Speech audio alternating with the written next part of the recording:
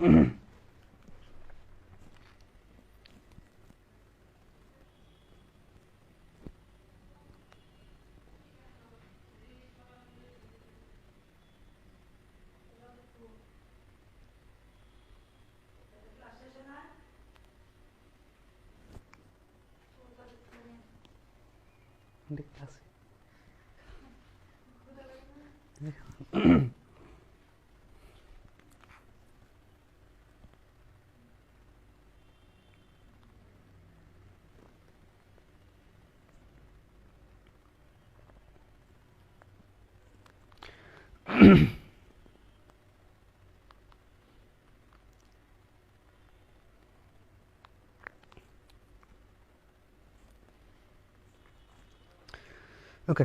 So লিঙ্কটা দিয়ে দাও, যারা আসুক আসবে, জয়েন করুক, আমরা শুরু করে দিব। হ্যাঁ, এখন লেট করবো না, এখন 1-2 মিনিটের মাঝখানে শুরু করে দিব। যারা আসবে, আসার কথা আসুক, যারা আসবে না পরে করে নিবে ক্লাস।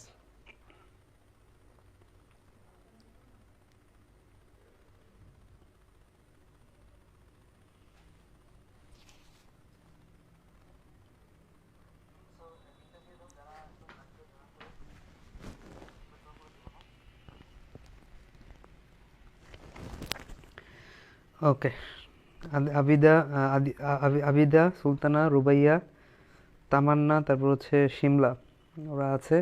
দেখি আর 2 মিনিট ওয়েট করি, তারপর আমরা শুরু করে দিব।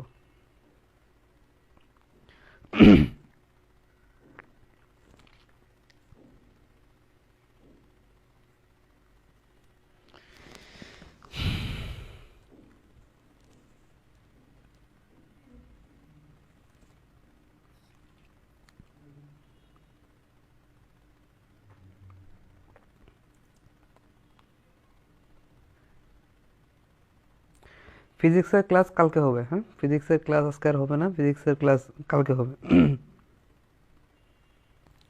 হ্যাঁ, ফিজিক্সের দাগানো লাইন পড়লে মোটামুটি হবে, আর বইয়ের এমসিকিউগুলো সলভ করতে হবে, তাইলে মোটামুটি হয়ে যাবে। ফিজিক্সের দাগানো লাইনগুলো পড়লে হয়ে যায় মোটামুটি। ওকে, চলো শুরু করি। তাহলে এখান থেকে এগুলো এ পর্যন্ত আমরা শেষ করছিলাম।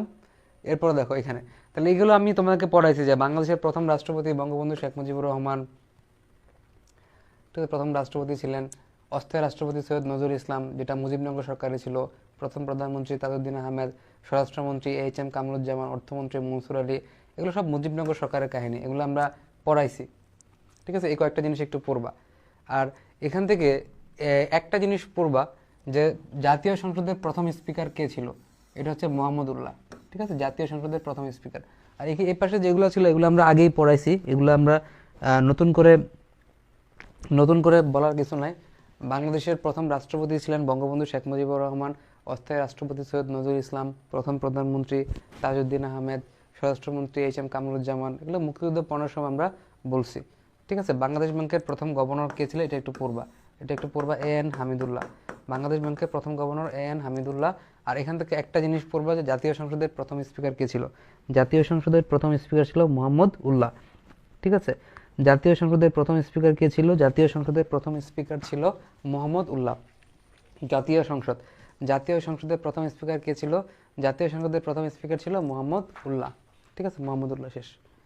তারপর এখান থেকে পড়ার মতো তেমন কোনো কিছুই নাই, এখান থেকে পড়ার মতো কোনো কিছুই নাই। জাস্ট একটা জিনিস তোমাকে দেখায়, যে প্রথম নারী পাইলট। ঠিক আছে, যেগুলো আমি স্টার দিয়ে দিচ্ছি জাস্ট ওগুলো। প্রথম নারী পাইলটটা পড়বা কানিজ ফাতেমা রুকসানা। প্রথম নারী স্পিকার এটা একটু পড়বা শিরিন শারমিন চৌধুরী। ঠিক আছে, প্রথম নারী মুসলিম অভিনেত্রী হচ্ছে বনানী চৌধুরী। প্রথম নারী মুসলিম অভিনেত্রী হচ্ছে বনানী চৌধুরী, এটা একটু পড়বা। ঠিক আছে, আর প্রথম টেস্ট টিউব বেবির চিকিৎসক, প্রথম টেস্ট টিউব শিশুর চিকিৎসককে ডাক্তার ফাতেমা পারভিন। প্রথম টেস্ট টিউব চিকিৎসক, মানে প্রথম টেস্ট টিউব যে শিশুর চিকিৎসক ছিলেন সেটাকে ডাক্তার ফাতেমা পারভিন। প্রথম টেস্ট টিউব শিশুর চিকিৎসক ছিলেন ডাক্তার ফাতেমা পারভিন। এই 4টা জিনিসই পড়বা। আর প্রথম জাতীয় নারী অধ্যাপক ডাক্তার সুফি আহমেদ, এটা একটু পড়তে পারো, এই 5টা। তাহলে প্রথম নারী স্পিকারকে এটা একটু পড়বা, শিরিন শারমিন চৌধুরী। প্রথম নারী স্পিকার হচ্ছে শিরিন শারমিন চৌধুরী। প্রথম নারী পাইলট হচ্ছে কানিজ ফাতেমা রুকসানা। কানিজ ফাতেমা রুকসানা প্রথম নারী মুসলিম অভিনেত্রী। প্রথম নারী মুসলিম অভিনেত্রী হচ্ছে বনানী চৌধুরী। প্রথম জাতীয় নারী অধ্যাপক হচ্ছে ডক্টর সুফিয়া আহমেদ, সুফিয়া আহমেদ। প্রথম নারী ব্রিগেডিয়ার, এটা লাগবে না। প্রথম টেস্ট টিউব শিশুর চিকিৎসকটা লাগবে, ডক্টর ফাতেমা পারভিন, ডাক্তার ফাতেমা পারভিন। হ্যাঁ, টেলিগ্রামে একটু লিঙ্ক দিয়ে দাও, সবাই জয়েন করুক, আমরা ক্লাস শুরু করে দিছি। একটু বলো, আজকে লাস্ট ক্লাস এবং শেষ করে ফেলবো এখন। প্রথম টেস্ট টিউব শিশুর চিকিৎসক ডাক্তার ফাতেমা পারভিন, প্রথম নারী ব্রিগেডিয়ার, এটা লাগবে না। প্রথম টেস্ট টিউব শিশুর চিকিৎসক ডাক্তার ফাতেমা পারভিন, এটা পড়বা। জাতীয় নারী অধ্যাপকটা পড়বা। প্রথম নারী মুসলিম অভিনেত্রী বনানী চৌধুরী, এটা পড়বা। প্রথম নারী পাইলট কে? কানিজ ফাতেমা রুকসানা। প্রথম নারী স্পিকার হচ্ছে শিরিন শারমিন চৌধুরী। এই কয়েকটা জিনিস পড়বা। আচ্ছা, এখান থেকে কিছু পড়তে হবে না, ঠিক আছে? এই স্লাইড থেকে কিছুই পড়তে হবে না, জাস্ট একটা জিনিস পড়বা, সেটা হচ্ছে বাংলা একাডেমির প্রথম নারী মহাপরিচালক কে ছিল। বাংলা একাডেমির প্রথম নারী মহাপরিচালক কে ছিল? ঠিক আছে, বাংলা একাডেমির প্রথম নারী মহাপরিচালক ছিলেন ডক্টর নীলিমা ইব্রাহিম। আর বীর প্রতীক খেতাবপ্রাপ্ত প্রথম নারী কে ছিল? ক্যাপ্টেন সিতারা বেগম। এই দুইটা জিনিস পড়বা, আর বাকি কিছুই পড়তে হবে না, ঠিক আছে? বাকি কিছুই পড়তে হবে না, এই দুটা জিনিস। বাংলা একাডেমির প্রথম নারী মহাপরিচালককে? বাংলা একাডেমির প্রথম নারী মহাপরিচালককে? বাংলা একাডেমির প্রথম নারী মহাপরিচালককে, এটা হচ্ছে ডক্টর নীলিমা ইব্রাহিম। ডক্টর নীলিমা ইব্রাহিম বাংলা একাডেমির প্রথম নারী মহাপরিচালক। এবং বীর প্রতীক খেতাবপ্রাপ্ত প্রথম নারীকে? বীর প্রতীক খেতাবপ্রাপ্ত প্রথম নারীকে, এটা হচ্ছে ক্যাপ্টেন সিতারা বেগম। এই দুটো জিনিস। আচ্ছা, এখান থেকে দেখো, এখান থেকে খেয়াল করো যে এখান থেকে কি কি জিনিস লাগবে। এখান থেকে দুইটা জিনিস পড়ো, যে বাংলাদেশের প্রথম সুপার কম্পিউটারের নাম কি? ঠিক আছে, বাংলাদেশের প্রথম সুপার কম্পিউটারের নাম হচ্ছে নয়ন। ঠিক আছে, নয়ন। আর বাংলাদেশের মানচিত্র আঁকেন, তার নাম হচ্ছে major James Rennell. Major James Rennell, তিনি বাংলাদেশের মানচিত্র আঁকেন। আর বাংলাদেশের প্রথম বেসরকারি বিশ্ববিদ্যালয় হচ্ছে নর্থ সাউথ বিশ্ববিদ্যালয়। এই কয়েকটা জিনিস একটু পড়বো, ঠিক আছে? আর এভারেস্ট জয়ী প্রথম বাংলাদেশিকে? মুসা ইব্রাহিম। এভারেস্ট জয়ী প্রথম বাংলাদেশি হচ্ছে মুসা ইব্রাহিম। তাহলে এগুলাই। বাংলাদেশের মানচিত্র প্রথম অঙ্কন করেন কে? Major James Rennell. ঠিক আছে, মেজর জেমস রেমেল। হ্যাঁ, জিম, ঠিক আছে, ক্লাস করো। তাহলে বাংলাদেশের মানচিত্র প্রথম অঙ্কন করেন কে? Major James Rennell. Major James Rennell, ঠিক আছে, মেজর জেমস রেনেল। হ্যাঁ, আচ্ছা, তারপর হচ্ছে বাংলাদেশের প্রথম সুপার কম্পিউটারের নাম কি? বাংলাদেশের প্রথম সুপার কম্পিউটারের নাম কি? বাংলাদেশের প্রথম সুপার কম্পিউটারের নাম হচ্ছে নয়ন। আর বাংলাদেশের প্রথম বেসরকারি বিশ্ববিদ্যালয়ের নাম কি? এটা হচ্ছে নর্থ সাউথ বিশ্ববিদ্যালয়। নর্থ সাউথ বিশ্ববিদ্যালয়। নর্থ সাউথ বিশ্ববিদ্যালয়। আর বাংলাদেশ এভারেস্ট জয়ী প্রথম বাংলাদেশের নাম কি? এভারেস্ট জয়ী প্রথম বাংলাদেশের নাম হচ্ছে মুসা ইব্রাহিম। জাস্ট এটা একটু পড়বা। আর জাতীয় ফুটবল দলের প্রথম অধিনায়ক কে ছিল? জাকারিয়া পিন্টো। এই জিনিসটা একটু পড়বা। আর বাংলাদেশ প্রথম ওয়ানডে ও টেস্ট সিরিজ জয় করে, এটা হচ্ছে জিম্বাবুয়ের বিপক্ষে। ঠিক আছে, জিম্বাবুয়ের বিপক্ষে। আর প্রথম টেস্ট ম্যাচ খেলে ভারতের বিপক্ষে। আর বিশ্বকাপ ক্রিকেটে বাংলাদেশ প্রথম অংশগ্রহণ করে কবে? এটা একটি গুরুত্বপূর্ণ প্রশ্ন। বিশ্বকাপ ক্রিকেটে বাংলাদেশ প্রথম অংশগ্রহণ করে কত সালে? 1999 সালে। ঠিক আছে, বিশ্বকাপ ক্রিকেটে। এই যে এখনই শুরু করছি, তেমন কোনো কিছু পড়াই নাই, মোটামুটি যাচ্ছে। আচ্ছা, যেগুলো আগে 2-3টা স্লাইড পড়াই ফেলছি, এগুলো একটু দেখিও সবাই। তাহলে বিশ্বকাপ ক্রিকেটে বাংলাদেশ প্রথম অংশগ্রহণ করেন কত সালে? বিশ্বকাপ ক্রিকেটে বাংলাদেশ প্রথম অংশগ্রহণ করে 1999 সালে। বিশ্বকাপ ক্রিকেটে বাংলাদেশ প্রথম অংশগ্রহণ করে 1999 সালে। আর প্রথম টেস্ট ম্যাচ খেলে বাংলাদেশ কার বিপক্ষে? ভারতের বিপক্ষে। ভারতের বিপক্ষে বাংলাদেশ প্রথম টেস্ট ম্যাচ খেলে। ঠিক আছে, ভারতের বিপক্ষে বাংলাদেশ প্রথম টেস্ট ম্যাচ খেলে। আর প্রথম ওয়ানডে ও টেস্ট সিরিজ জয় করে বাংলাদেশ কার বিপক্ষে? জিম্বাবুয়ের বিপক্ষে। জিম্বাবুয়ের বিপক্ষে বাংলাদেশ প্রথম ওয়ানডে ও টেস্ট সিরিজ জয় করে। জাতীয় ফুটবল দলের প্রথম অধিনায়ককে? জাকারিয়া পিন্টু। ঠিক আছে, এই কয়েকটা জিনিস পড়বা। তারপর এখান থেকে এই জিনিসগুলো, এখান থেকে মাত্র 4টা জিনিস পড়বা, যে বাংলাদেশের মানচিত্র অঙ্কনকারী প্রথম অঙ্কন করেন? Major James Rennell. Major James Rennell, তিনি বাংলাদেশের মানচিত্র প্রথম অঙ্কন করেন। তারপর প্রথম সুপার কম্পিউটারের নাম কি? বাংলাদেশের একটা সুপার কম্পিউটার আছে, তার নাম হচ্ছে নয়ন। স্লাইড পড়াইছি 2টা বা 3টা, বুঝছো অর্থী? 3টা স্লাইড পড়াইছি। আচ্ছা, দেশের প্রথম সুপার কম্পিউটারের নাম হচ্ছে নয়ন। আর বাংলাদেশের প্রথম বেসরকারি বিশ্ববিদ্যালয় কোনটা? এটা হচ্ছে নর্থ সাউথ বিশ্ববিদ্যালয়, বাংলাদেশের প্রথম বেসরকারি বিশ্ববিদ্যালয়। আর এভারেস্ট জয়ী প্রথম বাংলাদেশিকে? এভারেস্ট জয়ী প্রথম বাংলাদেশি হচ্ছে মুসা ইব্রাহিম। ঠিক আছে, এভারেস্ট জয়ী প্রথম বাংলাদেশি হচ্ছে মুসা ইব্রাহিম। এই কয়েকটা জিনিস পড়বো। দেখো, এখানে অনেকগুলো জিনিস লেখা আছে, একটু দেখতে তোমাদের কষ্ট হতে পারে। আমি দেখি যে তোমার দেখতে কষ্ট হচ্ছে কিনা। দেখতে একটু কষ্ট হতে পারে, বাট পিডিএফ দিলে তোমরা পড়ে ফেলতে পারবা। ঠিক আছে, সো আমি একটু দেখাই দিই। যখন পিডিএফটা দিব তখন একদম ক্লিয়ার হয়ে যাবে। এখানে কি কি জিনিস আছে যেগুলো আমি তোমাকে আগেই পড়াইছি, সেম জিনিসই আছে। যেমন বৃহত্তম শহর, এটা হচ্ছে ঢাকা। বৃহত্তম জেলা, আয়তনে বৃহত্তম জেলা রাঙ্গামাটি, এটা তোমাকে পড়াইছি। বৃহত্তম জাদুঘর, জাতীয় জাদুঘর, এটা তোমাকে পড়াইছি। বাংলাদেশের বৃহত্তম দ্বীপ কোনটা? ভোলা। বাংলাদেশের বৃহত্তম দ্বীপ কোনটা? ভোলা। ঠিক আছে। বাংলাদেশের বৃহত্তম বনভূমি কোনটা? সুন্দরবন, এককভাবে সুন্দরবন। বৃহত্তম হাওর কোনটা? হাকালুকি হাওর। ঠিক আছে, হাকালুকি অর্থ কি? লুকানো সম্পদ। আর বাংলাদেশ তথা এশিয়ার বৃহত্তম গ্রাম কোনটা? তোমাকে পড়াইছি, একটু মনে করে দেখো। এটা হচ্ছে বানিয়াচং, হবিগঞ্জ। বৃহত্তম নদ কোনটা? এটা হচ্ছে ব্রহ্মপুত্র। ঠিক আছে, ব্রহ্মপুত্র। আর বাংলাদেশের বৃহত্তম মন্দির কোনটা? টাকেশ্বরী মন্দির। বৃহত্তম বিল কোনটা? এটা হচ্ছে চলন বিল। বৃহত্তম বিল হচ্ছে চলন বিল। এই একটা জিনিস পড়বা। বৃহত্তম পর্যটন নগরী কোনটা? পর্যটন নগরী হচ্ছে কক্সবাজার। বাংলাদেশের বৃহত্তম ব্যাংক হচ্ছে বাংলাদেশ ব্যাংক। ঠিক আছে। বৃহত্তম সাংস্কৃতিক গবেষণা কেন্দ্র হচ্ছে বাংলা একাডেমি। বাংলা একাডেমি। ঠিক আছে, বাংলা একাডেমি। এই কয়েকটা জিনিস পড়লে হবে, বাকিগুলো একবার রিডিং করতে পারো। যে বৃহত্তম রেল স্টেশন কোনটা? কমলাপুর রেল স্টেশন, গত ক্লাসে পড়াইছি। এটা স্থপতি হচ্ছে বব বুই। কমলাপুর রেলওয়ে স্টেশন, যেটা স্থপতি হচ্ছে বব বুই। বব বুই। ঠিক আছে, বব বুই। তাহলে এই জিনিসগুলো একটু দেখে ফেলবা। বৃহত্তম শহর ঢাকা। দেখো অর্থী তুমি যদি নর্মালি এখন নোট করতে না পারো সমস্যা নাই, তুমি ক্লাসগুলো আবার রিক্যাপ করে দেন নোট করিও। ক্লাস রিক্যাপ করার সময় একটা অফ করে লেখে তারপর আবার সামনের দিকে প্রসিড করবা। যেহেতু এখন একটু তাড়াতাড়ি পড়াচ্ছি, সো লিখতে একটু কষ্ট হবে। সো ক্লাসে একটু মনোযোগ দাও, বাকি টাইমটা পরে তুমি লিখে নিও। তাহলে বৃহত্তম শহর হচ্ছে ঢাকা, বৃহত্তম জেলা হচ্ছে রাঙামাটি, বৃহত্তম জাদুঘর জাতীয় জাদুঘর, বৃহত্তম দ্বীপ হচ্ছে ভোলা। আর বৃহত্তম বনভূমি হচ্ছে সুন্দরবন, বৃহত্তম হাওর হচ্ছে হাকালুকি মৌলভীবাজার, বৃহত্তম গ্রাম হচ্ছে বানিয়াচং হবিগঞ্জ, বৃহত্তম নদ হচ্ছে ব্রহ্মপুত্র, বৃহত্তম মন্দির হচ্ছে ডাকেশ্বরী মন্দির, বৃহত্তম বিল হচ্ছে চলন বিল। আর বৃহত্তম সাংস্কৃতিক গবেষণা কেন্দ্র হচ্ছে বাংলা একাডেমি, বৃহত্তম ব্যাংক হচ্ছে বাংলাদেশ ব্যাংক। বৃহত্তম পর্যটন নগরী কোনটা? বৃহত্তম পর্যটন নগরী কোনটা? বৃহত্তম পর্যটন নগরী কোনটা? এটা হচ্ছে কক্সবাজার। ঠিক আছে, কক্সবাজার। চলো, বাংলাদেশের শ্রেষ্ঠ বিজ্ঞানী ডক্টর কুদরতি খুদা। ঠিক আছে, বাংলাদেশের শ্রেষ্ঠ বিজ্ঞানীকে ডক্টর কুদরতি খুদা। আর শ্রেষ্ঠ ভাষাবিদ হচ্ছে ডক্টর মোহাম্মদ শহীদুল্লাহ। আর শ্রেষ্ঠ সঙ্গীত সাধক হচ্ছে উস্তাদ আলাউদ্দিন খাঁ। তোমরা ডক্টর কুদরতি খুদার নাম শুনছো, তিনি ডক্টর কুদরতি খুদা আবার শিক্ষা কমিশন বানাইছিল। ঠিক আছে, ডক্টর কুদরতি খুদা। ঠিক আছে, ডক্টর কুদরতি খুদা তিনি হচ্ছেন বাংলাদেশের শ্রেষ্ঠ বিজ্ঞানী। আর বাংলাদেশের শ্রেষ্ঠ ভাষাবিদকে, বাংলাদেশের শ্রেষ্ঠ ভাষাবিদকে এটা হচ্ছে ডক্টর মোহাম্মদ শহীদুল্লাহ। শ্রেষ্ঠ সঙ্গীত সাধককে উস্তাদ আলাউদ্দিন খাঁ, উস্তাদ আলাউদ্দিন খাঁ। ঠিক আছে। শ্রেষ্ঠ পল্লী কবি, পল্লী কবি তো একজনই, জসীমউদ্দিন, তাই না? দেখো এখানে জিনিসগুলো খুবই সহজ, একদম সহজ এবং একদম ইজি। এগুলো তোমরা একবার পড়লে তোমার মনে থাকবে। শ্রেষ্ঠ সাঁতারুকে, শ্রেষ্ঠ সাঁতারু হচ্ছে ব্রজেন দাস। একবার পড়বা তাই মনে থাকবে। ঠিক আছে। শ্রেষ্ঠ ব্যঙ্গ লেখক, তাই না? ব্যঙ্গাত্মকভাবে কে লিখতো? বাংলাদেশে ব্যঙ্গাত্মকভাবে লিখতে হচ্ছে সৈয়দ মুস্তফা আলী। তোমরা তার অনেকগুলা লেখা পড়ছো। ঠিক আছে, অনেকগুলা লেখা পড়ছো যে বাংলাদেশের শ্রেষ্ঠ ব্যঙ্গ লেখক কে? সৈয়দ মুস্তফা আলী। ঠিক আছে। আর বাংলাদেশের শ্রেষ্ঠ ফুটবলার হচ্ছে জাদুকর সামাদ। জাদুকর সামাদ হচ্ছে বাংলাদেশের শ্রেষ্ঠ ফুটবলার। শ্রেষ্ঠ স্থপতি হচ্ছে এফ আর খান। এফ আর খানের পুনরূপ হচ্ছে ফজলুর রহমান খান। ঠিক আছে, শ্রেষ্ঠ স্থপতি হচ্ছে এফ আর খান। শ্রেষ্ঠ স্থপতি হচ্ছে এফ আর খান, তার নাম ছিল ফজলুর রহমান খান। ফজলুর রহমান খান।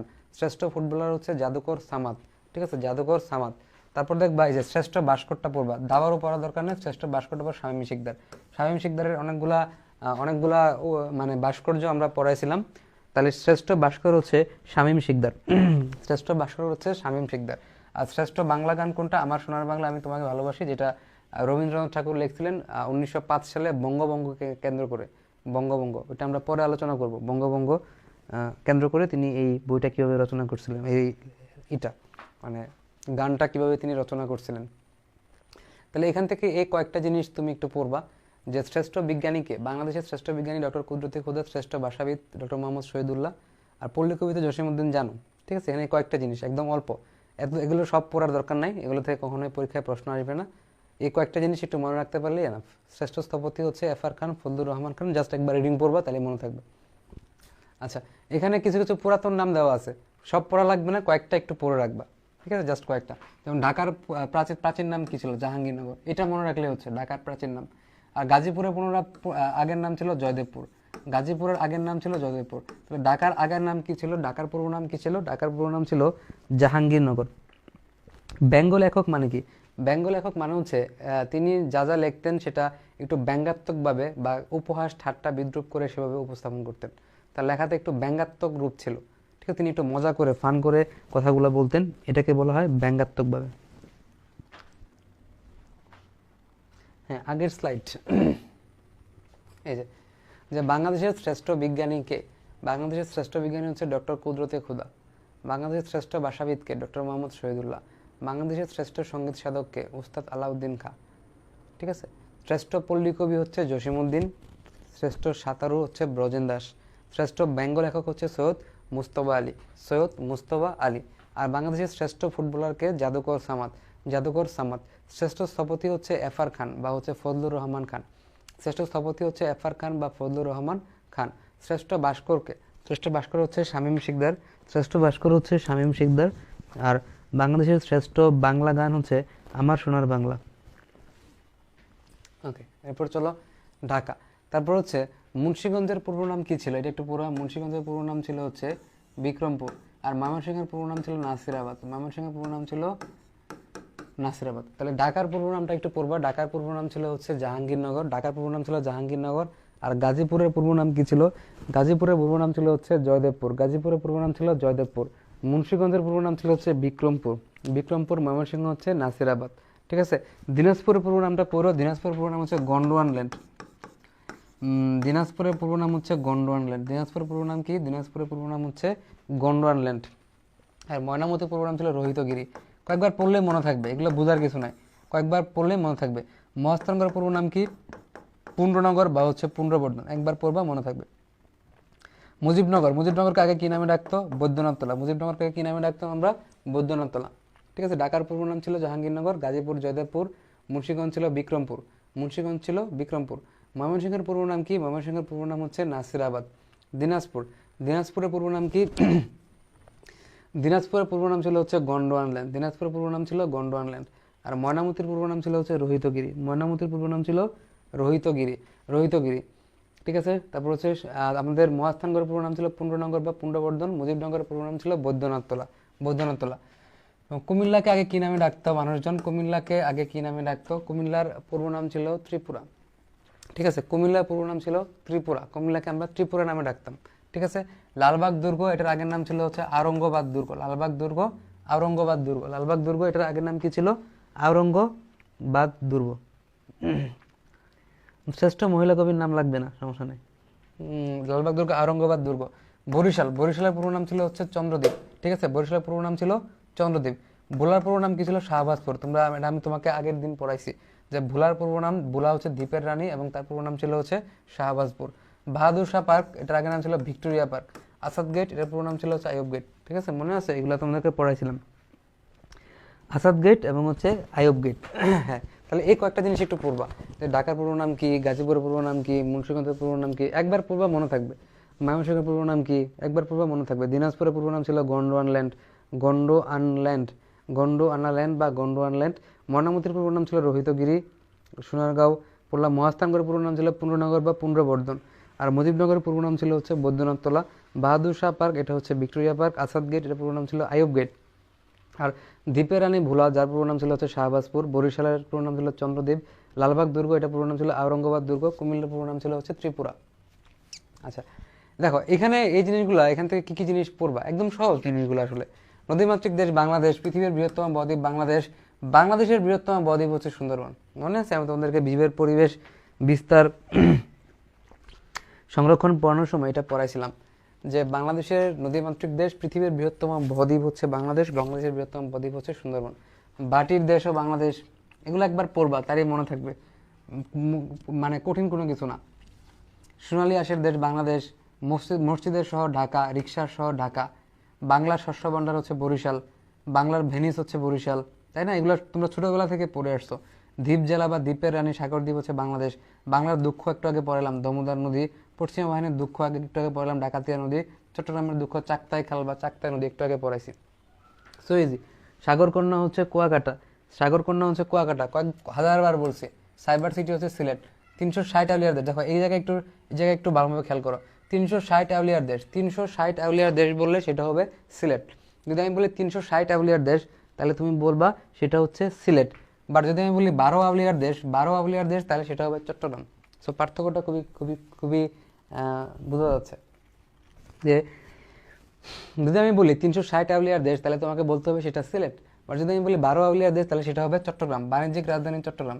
বাংলাদেশের প্রবেশদ্বার চট্টগ্রাম, হেলদি সিটি চট্টগ্রাম। প্রাচ্যের ডান্ডি, ডান্ডি হচ্ছে স্কটল্যান্ডের একটা শহর যেখানে পাট শিল্প ছাড়াও অন্যান্য শিল্প বিকশিত হয়েছিল। তেমনভাবে নারায়ণগঞ্জেও অনেক শিল্প চলে, এর মধ্যে পাট শিল্প খুবই গুরুত্বপূর্ণ একটা শিল্প। এজন্য এজন্য দিনাজপুর এজন্য এজন্য নারায়ণগঞ্জকে বলা হয় প্রাচ্যের ডান্ডি। নারায়ণগঞ্জকে বলা হয় প্রাচ্যের ডান্ডি। নারায়ণগঞ্জকে বলা হয় প্রাচ্যের ডান্ডি।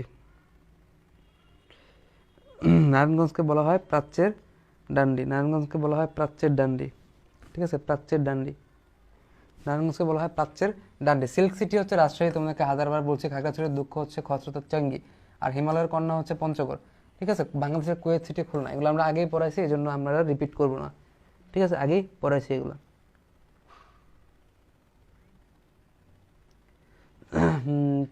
360 আউলিয়ার দেশ হচ্ছে সিলেট। আর 12 আউলিয়ার দেশ 12 আউলিয়ার দেশ 12 আউলিয়ার দেশ 12 আউলিয়ার দেশ 12 আউলিয়ার দেশ এটা হচ্ছে কোথায়? চট্টগ্রাম। 12 আউলিয়ার দেশ এটা হচ্ছে চট্টগ্রাম। ঠিক আছে, আর 360 আউলিয়ার দেশ বললে সেটা হবে সিলেট। 360 আউলিয়ার দেশ বললে হবে সিলেট। ঠিক আছে, প্রাচ্যের ডান্ডি বললে এটা হবে নারায়ণগঞ্জ। ঠিক আছে, আর সিল্ক সিটি হচ্ছে রাজশাহী, খাগড়াছড়ির দুঃখ হচ্ছে খরস্রোতা চেঙ্গি, আর হিমালয়ের কন্যা হচ্ছে পঞ্চগড় জেলা। একটু পড়বা। আচ্ছা, এখান থেকে কি পড়বা যে বাংলা নববর্ষ পহেলা বৈশাখ এটা কার্যকর হয় কোথায়, মানে কখন? এটা হচ্ছে সম্রাট আকবরের সময়। ঠিক আছে, সম্রাট আকবর সম্রাট আকবর সম্রাট আকবর। ঠিক আছে, তাহলে সম্রাট আকবর। তাহলে বাংলা নববর্ষ পহেলা বৈশাখ কার্যকর হয় মানে কে কর্তৃক কার্যকর হয়, মানে কার দ্বারা কার্যকর হয়? সম্রাট আকবর কর্তৃক। ঠিক আছে, সম্রাট আকবর কর্তৃক কার্যকর হয়। ওকে, তারপর দেখো এখানে পড়বা যে ভাওয়াইয়া, চটকা, গম্ভীরা, ঠিক আছে, মাইজ ভান্ডারি, এগুলো কোন অঞ্চলের গান? ঠিক আছে, যেমন ভাওয়াইয়া এটা হচ্ছে রংপুর অঞ্চলের গান। রংপুর অঞ্চলে মানুষজন একটা গান গায়, এটা হচ্ছে ভাওয়াইয়া গান। ঠিক আছে, ভাওয়াইয়া গান। তাহলে ভাওয়াইয়া গান এটা হচ্ছে ভাওয়াইয়া গান এটা হচ্ছে রংপুর অঞ্চলের গান। চটকা হচ্ছে রংপুর অঞ্চলের গান। রাইট, রংপুর অঞ্চলের মানুষ চটকা গান গায়। আর চাঁপাইনবাবগঞ্জের আঞ্চলিক গান হচ্ছে গম্ভীরা। ঠিক আছে, আর মাইজ ভান্ডারি হচ্ছে চট্টগ্রামের আঞ্চলিক গান, মাইজ ভান্ডারি। তাই এই জিনিসগুলো একটু পড়বা যে কোন এলাকার কোন আঞ্চলিক গান আছে, কোন এলাকার কোন আঞ্চলিক কোন অঞ্চলের কোন আঞ্চলিক গান আছে। যেমন ভাওয়াইয়া গান, যে রংপুর অঞ্চলের মানুষ যে গানটা গায় এটা হচ্ছে ভাওয়াইয়া গান। চটকা হচ্ছে রংপুর অঞ্চলের গান। ঠিক আছে, গম্ভীরা হচ্ছে চাঁপাইনবাবগঞ্জের আঞ্চলিক গান, মাইজ ভান্ডারি চট্টগ্রামের আঞ্চলিক গান। ঠিক আছে, দেখো তারপরে এখানে এটা একটু পড়বা যে কফি হাউজের সে আড্ডাটা আজ আর নেই, একটা বিখ্যাত গান আছে। এই গানটার শিল্পীকে? এই গানটার শিল্পী হচ্ছে মান্না দে। ঠিক আছে, এই গানটার শিল্পী হচ্ছে মান্না দে। তাহলে কফি হাউজের সেই আড্ডাটা আজ আর নেই, কফি হাউজের সেই আড্ডাটা আজ আর নেই গানটার শিল্পীকে? কফি হাউজের সেই আড্ডাটা আজ আর নেই গানটার শিল্পী হচ্ছে মান্না দে। ঠিক আছে, আর ময়মনসিংহ ও ঢাকা অঞ্চলের ঐতিহ্যবাহী নৃত্যের নাম কি? এটা হচ্ছে জারি নৃত্য। তাহলে ময়মনসিংহ এবং হচ্ছে ঢাকা অঞ্চলে একটা ঐতিহ্যবাহী নৃত্য আছে যেটাকে বলা হয় জারি নৃত্য। ঠিক আছে, তাহলে ময়মনসিংহ এবং ঢাকা অঞ্চলে একটা ঐতিহ্যবাহী নৃত্য আছে যেটাকে বলা হয় জারি নৃত্য। তাহলে এই জিনিসগুলো একটু পড়বা যে বাংলা নববর্ষ পহেলা বৈশাখ কার্যকর হয় কার দ্বারা, কে কার্যকর করে? ঠিক আছে, বাংলা নববর্ষ বা পহেলা বৈশাখ কে কার্যকর করে? এটা হচ্ছে সম্রাট আকবর। এটা হচ্ছে তোমাকে প্রথমে পড়তে হবে। তারপর হচ্ছে বাওয়াইয়া কোন অঞ্চলের গান? বাওয়াইয়া হচ্ছে রংপুর অঞ্চলের গান। চটকা এটা কোন অঞ্চলের গান? রংপুর অঞ্চলের গান। গম্ভীরা চাঁপাইনবাবগঞ্জের আঞ্চলিক গান। মাইজ ভান্ডারি হচ্ছে চট্টগ্রামের আঞ্চলিক গান।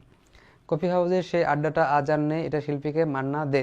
ময়মনসিংহ ও ঢাকা অঞ্চলের ঐতিহ্যবাহী নৃত্যের নাম জারি গান। এই জিনিসটা পড়বা। ঠিক আছে, এই কয়েকটা জিনিস পড়লে হয়ে যাবে। আচ্ছা, তারপর সব ঝুমুর নৃত্য, ধূপ নৃত্য আর হচ্ছে বল নৃত্য, এগুলো একটু দেখবা। এই তিনটা জিনিস দেখবা, আর লাগবে না। ঝুমুর নৃত্য এটা কোন জায়গায়? বাংলাদেশের রংপুর এবং রাজশাহী অঞ্চলের নৃত্য। তাহলে বাংলাদেশের রংপুর এবং রাজশাহী অঞ্চলে বাংলাদেশের রংপুর এবং রাজশাহী অঞ্চলে একটা নৃত্য আছে। বাংলাদেশের রংপুর এবং রাজশাহী অঞ্চলের একটা নৃত্য আছে যেটাকে বলা হয় ঝুমুর নৃত্য। আর ধূপ নৃত্য এটা কোন জায়গায়? খুলনা, ফরিদপুর এবং যশোর অঞ্চলের নৃত্য। ধূপ নৃত্য হচ্ছে বাংলাদেশের খুলনা, ফরিদপুর এবং যশোর অঞ্চলের নৃত্য। আর বল নৃত্য এটা হচ্ছে যশোর অঞ্চলের নৃত্য। একবার একটু পড়বা, এই তিনটা জিনিস মনে রাখতে পারলে একটু ভালো। ঠিক আছে, এই তিনটা জিনিস মনে রাখতে পারলে একটু ভালো। ঠিক আছে, ভালো। তাহলে ঝুমুর নৃত্য হচ্ছে বাংলাদেশের রংপুর এবং রাজশাহী অঞ্চলের নৃত্য। তাহলে বাংলাদেশের রংপুর এবং রাজশাহী অঞ্চলে দেখা যায় ঝুমুর নৃত্য। ঠিক আছে, এখন আর কমেন্ট পড়বো না, তাড়াতাড়ি আগাবো। ঠিক আছে, যেহেতু অনেক লেট হয়ে যাচ্ছে এবং তোমাদের বেশিক্ষণ ক্লাস করলেও একটু সমস্যা, তাড়াতাড়ি শেষ করতে হবে, এজন্য কমেন্ট পড়তেছি না।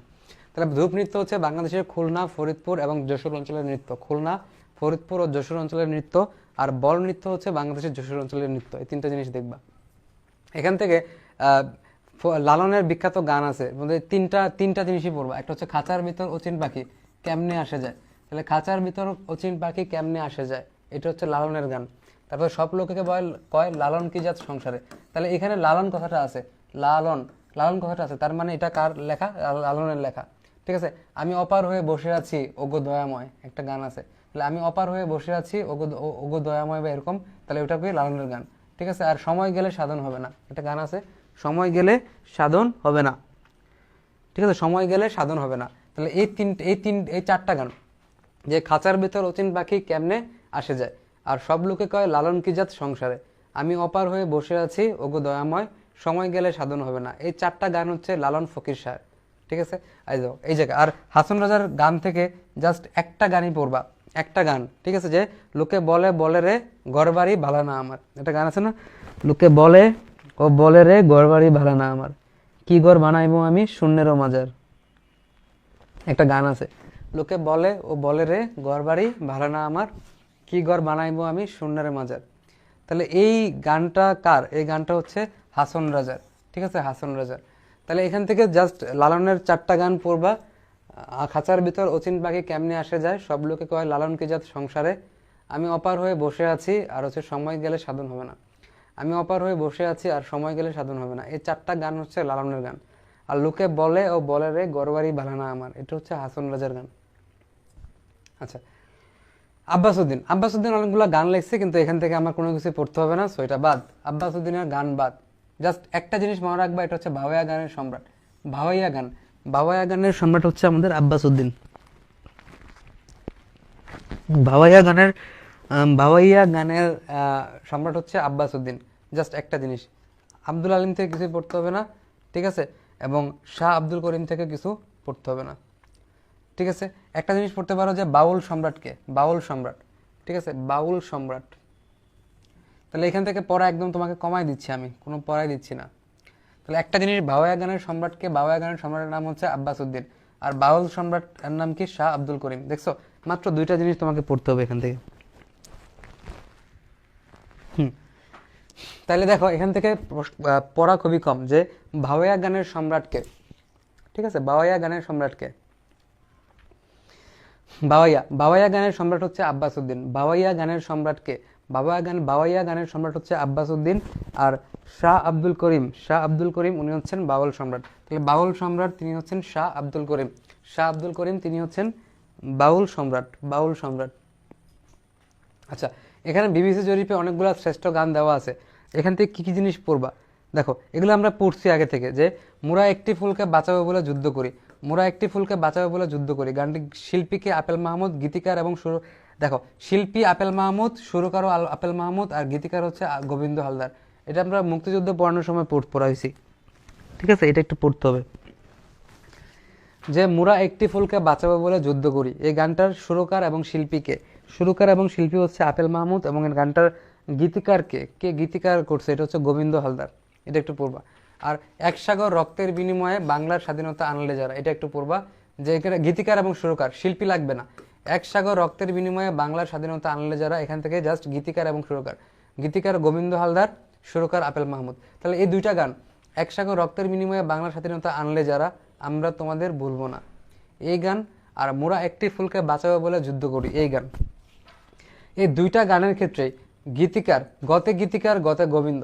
ঠিক আছে, গীতিকার গোবিন্দ, মনে আছে তোমাদেরকে পড়াইছিলাম এটা, গতে গীতিকার গতে গোবিন্দ, আর সুরকার হচ্ছে আপেল। আমাদের আপেল সাহেব সবসময় সুর করে খালি। ঠিক আছে, আপেল সাহেব সবসময় সুর করে, তাহলে আপেল মাহমুদ সুরকার, এই দুইটা গান পড়বা। আর আমার ভাই রক্ত রাঙানো 21শে ফেব্রুয়ারি। ঠিক আছে, আমার ভাই রক্ত রাঙানো 21শে ফেব্রুয়ারি খুবই গুরুত্বপূর্ণ। গীতিকার আব্দুল গাফার চৌধুরী, সুরকার হচ্ছে আলতাফ মাহমুদ। কারণ তোমরা পরীক্ষা দিবা ফেব্রুয়ারি মাসে ভাষা আন্দোলন হয়েছে, মানে 21শে ফেব্রুয়ারি ছিল। এজন্য এই গানটা খুবই গুরুত্বপূর্ণ। আমার ভাইয়ের রক্ত রাঙানো 21শে ফেব্রুয়ারি।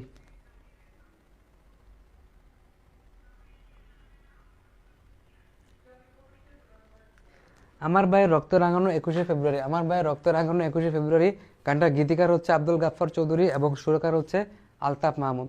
সুরকার হচ্ছে আলতাফ মাহমুদ, গীতিকার হচ্ছে আব্দুল গাফফার চৌধুরী এবং সুরকার হচ্ছে আলতাফ মাহমুদ। সুরকার হচ্ছে আলতাফ মাহমুদ, ঠিক আছে, আলতাফ মাহমুদ।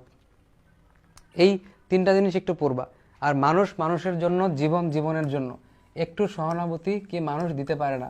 মানুষ মানুষের জন্য, জীবন জীবনের জন্য, একটু সহানুভূতি কি মানুষ পেতে পারে না, দিতে পারে না, পেতে পারে না।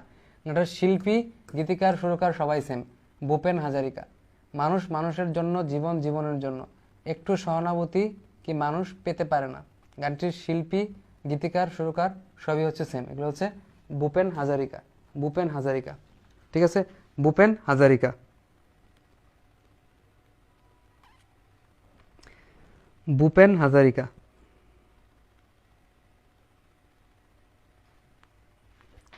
ভূপেন হাজারিকা, ঠিক আছে।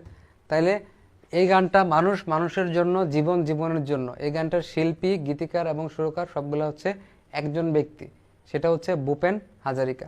আর দেখো, কফি হাউজের সে আড্ডাটা আজ আর নেই, এই গানটার শিল্পীর নামটা পড়বা, যেটা আমরা একটু আগে পড়ছি, মান্না দে, মান্না দে, মান্না দে, ঠিক আছে, আর কিছু লাগবে না। তাহলে এখান থেকে এই পাঁচটা, যে মুরা একটি ফুলকে বাঁচাবে বলে যুদ্ধ করি, এক সাগর রক্তের বিনিময়ে বাংলার স্বাধীনতা আনলে যারা, এই দুজন সেম ব্যক্তি, একই ব্যক্তি। তারপর হচ্ছে আমার ভাইয়ের রক্ত রাঙানো 21শে ফেব্রুয়ারি, এই গানটা গীতিকার গাফফার, গীতিকার গাফফার, সুরকার হচ্ছে আলতাফ মাহমুদ, সুরকার হচ্ছেন আলতাফ মাহমুদ। আর মানুষ মানুষের জন্য, জীবন জীবনের জন্য, একটু সহানুভূতি কি মানুষ পেতে পারে না, একটু সহানুভূতি কি মানুষ পেতে পারে না, ঠিক আছে, এটা হচ্ছে ভূপেন হাজারিকা। আচ্ছা, এখানে যে গানগুলো দেওয়া আছে এর ভিতরে সব থেকে ইম্পর্টেন্ট যেগুলো, এগুলো একটু পড়তে হবে। যেমন এক নদী রক্ত পেরিয়ে বাংলার স্বাধীনতা আনলে যারা, গানটা গীতিকার এবং সুরকার দুইটাই তোমাকে পড়তে হবে। এক নদী রক্ত পেরিয়ে বাংলার স্বাধীনতা আনলে যারা, খান আতাউর রহমান, দুইটাই খান আতাউর রহমান। এখানেও সেম, এটা তোমরা জানো, এগুলো তোমরা অনেক আগে থেকে পড়ছো, যে ধনধান্যে পুষ্পে ভরা আমাদের এই বসুন্ধরা, ধনধান্যে পুষ্পে ভরা আমাদের এই বসুন্ধরা, দুইটা গীতিকার এবং সুরকার সেম ব্যক্তি, দ্বিজেন্দ্রলাল রায়, দ্বিজেন্দ্রলাল রায়, ঠিক আছে। জয় বাংলা বাংলার জয়, জয় বাংলা বাংলার জয়, এই গানটা গীতিকার হচ্ছে গাজী মাজহারুল আনোয়ার এবং সুরকার হচ্ছে আনোয়ার পারভেজ, ঠিক আছে, এটা একটু পড়বা। জয় বাংলা বাংলার জয়, জয় বাংলা বাংলার জয়, এই গানটা গীতিকার হচ্ছে গাজী মাজহারুল আনোয়ার এবং সুরকার হচ্ছে আনোয়ার পারভেজ, আনোয়ার পারভেজ, ওকে। আর খাঁচার বেচর অচিন পাখি, এই গানটার শিল্পীকে ফরিদা পারভিন, এটা একটু পড়ো। খাঁচার বেচর অচিন পাখি কেমনে আসে যায়, গানটার শিল্পী হচ্ছে ফরিদা পারভিন, ঠিক আছে।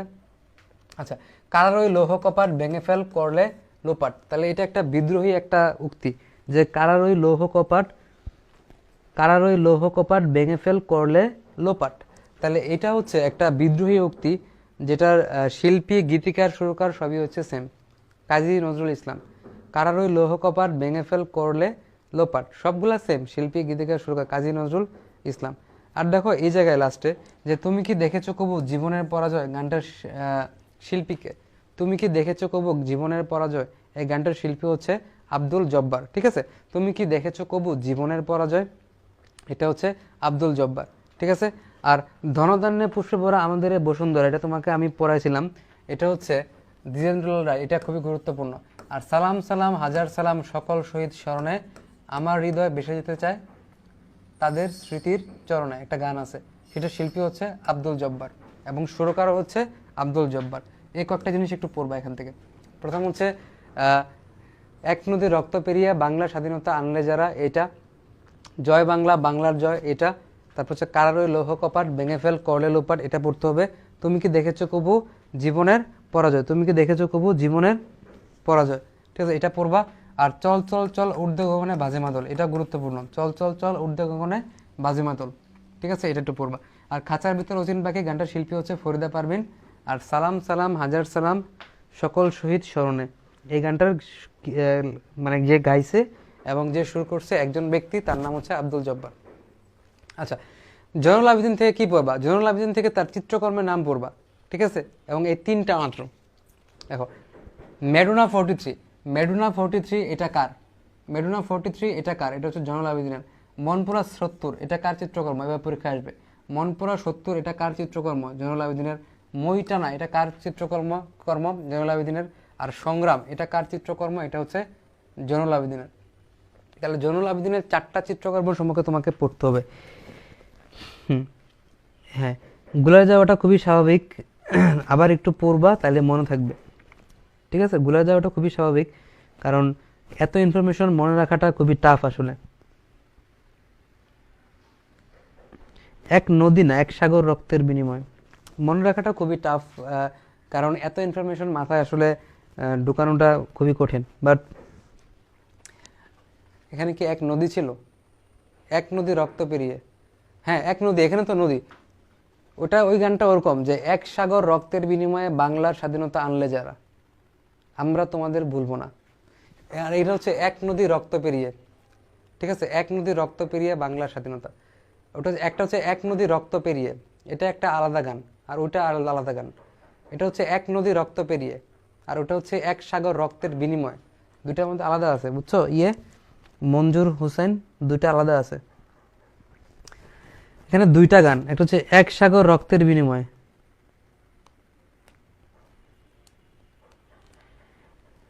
এক সাগর রক্তের বিনিময়, ঠিক আছে, একটা হচ্ছে এক সাগর রক্তের বিনিময় বাংলার স্বাধীনতা, ওইটা আরেকটা গান। আর এটা হচ্ছে এক নদী রক্ত পেরিয়ে, দুইটা আলাদা গান, ঠিক আছে। দেখো, মেডুনা 43, মনপুরা 70, মইটানা আর হচ্ছে সংগ্রাম, এই 4টা জিনিস তোমাকে মনে রাখতে হবে, ঠিক আছে। মেডুনা 43, মেডুনা 43, হ্যাঁ মেডুনা 43, মেডুনা 43, মেডুনা 43, তারপর হচ্ছে মনপুরা, তারপর হচ্ছে মইটানা, তারপর হচ্ছে সংগ্রাম। এই 4টা চিত্রকর্ম কার? এটা হচ্ছে শিল্পাচার্য জয়নুল আবেদিনের। আর কিছু পড়তে হবে না, এই 3টা জিনিসের এই 4টা নাম পড়বা খালি। এই যে মেডুনা 43, এটা মেডুনা 43, মেডুনা 43, ম্যাডোনা, ম্যাডোনা 43, ম্যাডোনা, ঠিক আছে, ম্যাডোনা, ম্যাডোনা হবে ম্যাডোনা 43, আমার 2টা চিত্রকর্ম আছে। মইটানা, এগুলো সব জয়নুল আবেদিনের, ঠিক আছে। বিদ্রোহী গরু, এটা মনে রাখতে পারো, বা এটা মনে রাখলে সমস্যা নাই, বাট সংগ্রাম এটা তোমাকে মনে রাখতে হবে। সংগ্রাম খুবই বিখ্যাত একটা চিত্রকর্ম।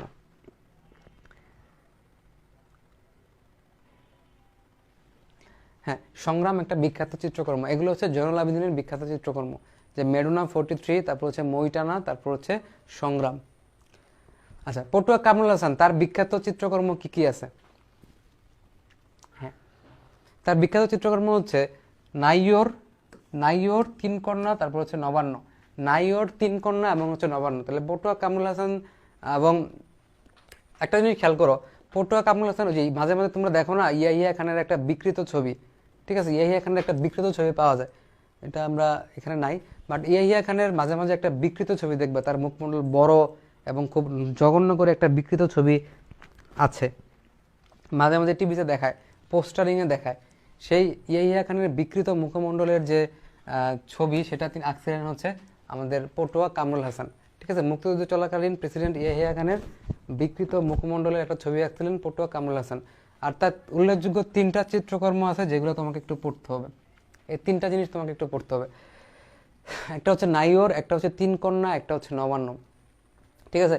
তাহলে পটুয়া কামরুল হাসানের 3টা বিখ্যাত চিত্রকর্ম, যেগুলা তোমাকে পারতেই হবে, যেগুলো খুবই গুরুত্বপূর্ণ, ঠিক আছে, গুরুত্বপূর্ণ, এগুলো হচ্ছে নাইয়োর, তারপর হচ্ছে 3 কন্যা, তারপর হচ্ছে নবান্ন, নাইয়োর 3 কন্যা, তারপর হচ্ছে নবান্ন। তাহলে এই 3টা তার বিখ্যাত চিত্রকর্ম। এবং আরেকটা বিখ্যাত চিত্রকর্ম বা হচ্ছে পোস্টার আছে, সেটা হচ্ছে ইয়াহিয়া খানের বিকৃত মুখমণ্ডল, প্রেসিডেন্ট ইয়াহিয়া খানের বিকৃত মুখমণ্ডল। আর নাইয়োর 3 কন্যা এবং হচ্ছে নবান্ন, 3টা হচ্ছে সব থেকে বিখ্যাত চিত্রকর্ম তার। আচ্ছা, এস এম সুলতান, এস এম সুলতান থেকে তুমি কি পড়বা? এস এম সুলতান একটা থেকে একটা জিনিস পড়বা, যে তিনি ম্যান অফ দ্য এশিয়া পদকে ভূষিত হন, ঠিক আছে, ম্যান অফ দ্য এশিয়া, কারণ তিনি অনেক ভালো চিত্রকর্ম আঁকতেন এবং অনেক ভালো ছবি আঁকতেন। হ্যাঁ, আজকেই জিকে শেষ, আজকে জিকে শেষ করবো, এই জন্য তাড়াতাড়ি যাচ্ছি। তাহলে বাংলাদেশের একজন মানুষ, একজন চিত্রশিল্পী, তিনি ম্যান অফ এশিয়া পদকে ভূষিত হন, ম্যান অফ এশিয়া, একজন চিত্রশিল্পী তিনি ম্যান অফ এশিয়া পদকে ভূষিত হন, তার নাম হচ্ছে এস এম সুলতান বা হচ্ছে শেখ মোহাম্মদ সুলতান। তাহলে শেখ মোহাম্মদ সুলতান বা এস এম সুলতান তিনি man of Asia, man of Asia পদকে ভূষিত হন। তার কিছু বিখ্যাত চিত্রকল্প ছিল, এর ভিতরে 3টা নাম তোমাকে পড়তে হবে, এই 3টা নাম তোমাকে জানতে হবে। একটা হচ্ছে প্রথম বৃক্ষরোপণ, একটা হচ্ছে চট দখল, একটা হচ্ছে মাছ কাটা। ঠিক আছে, তাহলে আমরা 3জন বিখ্যাত চিত্রশিল্পী নিয়ে আলোচনা করলাম এবং সবার বিখ্যাত কিছু চিত্রকর্ম নিয়েও আলোচনা করলাম। পরীক্ষায় এখান থেকে আসবে। তাহলে এখান থেকে কী কী ইম্পর্টেন্ট, যে কাকে ম্যান অফ এশিয়া পদকে ভূষিত করা হয়। ম্যান অফ এশিয়া পদকে ভূষিত করা হয় আমাদের শেখ মোহাম্মদ সুলতান বা এস এম সুলতানকে, এবং তার কিছু বিখ্যাত চিত্রকর্ম আছে, যেমন হচ্ছে প্রথম বৃক্ষরোপণ, তারপর হচ্ছে চর দখল, তারপর হচ্ছে মাছ কাটা। প্রথম বৃক্ষরোপণ, তারপর হচ্ছে চর দখল, তারপর হচ্ছে মাছ কাটা। এগুলা কার? প্রথম বৃক্ষরোপণ, তারপর হচ্ছে চর দখল, তারপর হচ্ছে মাছ কাটা, এগুলো হচ্ছে এস এম সুলতানের। আচ্ছা, মুস্তফা মনোয়ার থেকে কি কি জিনিস তোমরা পড়বা? এটা হচ্ছে শিক্ষামূলক মিনা কার্টুন, তার অমর সৃষ্টি। একটা জিনিসই পড়বা মুস্তফা মনোয়ার থেকে, যে শিক্ষামূলক কার্টুন মিনা কার সৃষ্টি করা। শিক্ষামূলক কার্টুন মিনা কার অমর সৃষ্টি। শিক্ষামূলক কার্টুন মিনা কার অমর সৃষ্টি? এটা হচ্ছে মুস্তফা মনোয়ারের অমর সৃষ্টি হচ্ছে শিক্ষামূলক কার্টুন মিনা। তাহলে শিক্ষামূলক কার্টুন মিনা মুস্তফা মনোয়ারের অমর সৃষ্টি। আচ্ছা, তারপর দেখো এখানে কিছু চলচ্চিত্র নিয়ে কথা বলছে, এখান থেকে খুব বেশি ইম্পর্টেন্ট না, একদম অল্প কিছু জিনিস পড়বো। যে উপমহাদেশের চলচ্চিত্রের জনককে, এই লাইনটা একটু পড়বা। উপমহাদেশের চলচ্চিত্রের জনককে, এটা হচ্ছে হীরালাল সেন। আর বাংলাদেশের প্রথম চলচ্চিত্র কোনটা? এটা হচ্ছে মুখ ও মুখোশ। বাংলাদেশের প্রথম চলচ্চিত্র কোনটা? এটা হচ্ছে মুখ ও মুখোশ হচ্ছে বাংলাদেশের প্রথম চলচ্চিত্র। আচ্ছা, তারপর দেখো বাংলাদেশের কোন চলচ্চিত্র কান চলচ্চিত্র উৎসবে প্রদর্শিত হয়? এটা হচ্ছে মাটির ময়না কার? এটা হচ্ছে তারেক মাসুদের, তাই না? মাটির ময়না তোমাদেরকে পড়াইছিলাম এটা, যে মাটির ময়না। তাহলে মাটির ময়না এই চলচ্চিত্রটা কার? তারেক মাসুদের। এবং মাটির ময়না চলচ্চিত্রটা কান চলচ্চিত্র উৎসবে প্রদর্শিত হয়। তাহলে মাটির ময়না চলচ্চিত্র হচ্ছে কান চলচ্চিত্র উৎসবে প্রদর্শিত হয়। আর বাংলাদেশের প্রথম মুসলিম চলচ্চিত্রকার হচ্ছে কাজী নজরুল ইসলাম, এবং কাজী নজরুল ইসলাম অভিনয় করেন কোন চলচ্চিত্রে? ধ্রুব চলচ্চিত্রে। তাহলে কাজী নজরুল ইসলাম কিন্তু একটা চলচ্চিত্রে অভিনয় করছেন। সেই চলচ্চিত্রের নাম হচ্ছে ধ্রুব। ঠিক আছে, ধ্রুব। তাহলে কাজী নজরুল ইসলাম ধ্রুব চলচ্চিত্রে অভিনয় করছেন। ঠিক আছে, কাজী নজরুল ইসলাম ধ্রুব চলচ্চিত্রে অভিনয় করছেন, এটা একটু মনে রাখবা। আচ্ছা, আর একটা চলচ্চিত্র কাজী নজরুল ইসলাম পরিচালনা করছেন, এটা হচ্ছে দুপছায়া নামে একটা চলচ্চিত্র কাজী নজরুল ইসলাম পরিচালনা করছে, একটু মনে রাখবা। ঠিক আছে, এখানে বোঝার কিছু নাই, জাস্ট একটু পড়বা। আর বিএফডিসি থেকে মুক্তিপ্রাপ্ত, মানে বাংলাদেশে যেখানে ফিল্ম তৈরি করে, ফিল্ম ডেভেলপ করে, সেই জায়গা থেকে প্রথম মুক্তিপ্রাপ্ত চলচ্চিত্রের নাম কি? এটা হচ্ছে জাগো হুয়া সাবেরা। ঠিক আছে, এগুলো একবার পড়বা। দেখো এগুলা তুমি মানে একবার দুইবার পড়বা, তখন দেখবে যে মনে থাকবে এগুলো। হ্যাঁ, তারেক মাসুদ ও তার স্ত্রী ক্যাথরিন মাসুদ। তাহলে বিএফডিসি থেকে প্রথম মুক্তিপ্রাপ্ত চলচ্চিত্রের নাম কি? জাগো হুয়া সাবেরা। আর মুক্তিযুদ্ধের উপর বাংলাদেশের প্রথম চলচ্চিত্র কোনটা? ওরা 11 জন। এবং ওরা 11 জন, এটার পরিচালক হচ্ছে চাষী নজরুল ইসলাম। তাহলে মুক্তিযুদ্ধের উপর বাংলাদেশের প্রথম চলচ্চিত্র হচ্ছে ওরা 11 জন, এটার পরিচালক হচ্ছে চাষী নজরুল ইসলাম। আর চিত্রা নদীর পারে এটার পরিচালক কে? এটার পরিচালক হচ্ছে তানবীর মুকাম্মেল। চিত্রা নদীর পারে এটার পরিচালক হচ্ছে তানবীর মুকাম্মেল। তাহলে চিত্রা নদীর পারে এটার পরিচালক কে? এটার পরিচালক হচ্ছে তানবীর মুকাম্মেল। চিত্রা নদীর পারে